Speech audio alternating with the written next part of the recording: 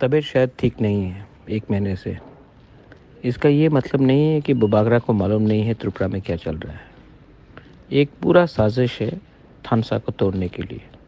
एक पूरा साजिश है कि दोफा को बाँट के, दोफा को कमज़ोर करके वही जगह में ले जाए जो 70 साल से हो रहा है।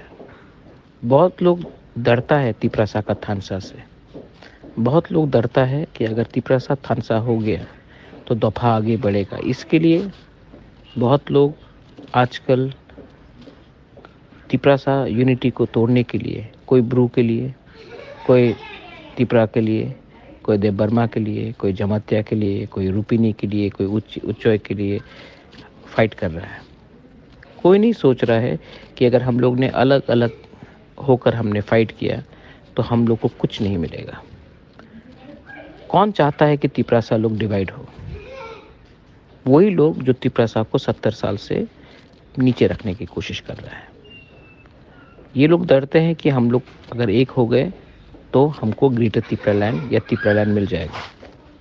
लेकिन इसके लिए मैं उनको ब्लेम नहीं करता हूँ। मैं अपने बहुत मेंबर्स को ब्लेम करता हूँ जो कभी भी बड़ा पिक्चर नहीं देखता है। कभी भी नहीं देखता है कि अगर हम 1 साल एक रहे तो हमें क्या मिलेगा।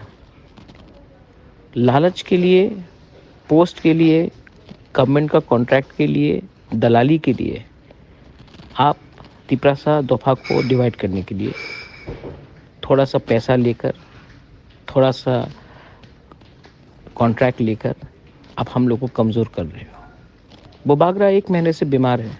इसका ये मतलब नहीं है कि बुबागरा नहीं जानता है सोशल मीडिया में क्या हो रहा है, कौन लीडर लोग किन से बात कर रहा है। मुझे सब मालूम है और मैं पूरा ज़िंदगी बीमार रहने वाला नहीं हूँ। 1 महीने के बाद मैं वापस ज़मीन में निकलूँगा।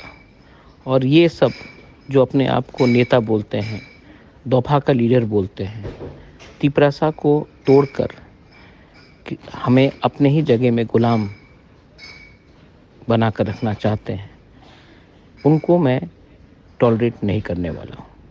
अभी भी समय है। आप 1 साल, सिर्फ 1 साल तिपरासा बन के बनिए रहिए, ना कि अलग अलग कम्युनिटी। 1 साल अगर आप तिपरासा बन गए तो आपको सब कुछ मिलेगा। अगर आप 1 साल भी एक संग नहीं रहे तो हमारा कोई अधिकार नहीं रहेगा 70 साल के बाद भी कि अपने ही हाँ में हम लोग सेकंड क्लास नागरिक बन के रहें। बुबागरा वापस ट्रीटमेंट के बाद लौट रहा है और बुबागरा कभी भी अपने तिपरासा को नीचे होने नहीं देगा।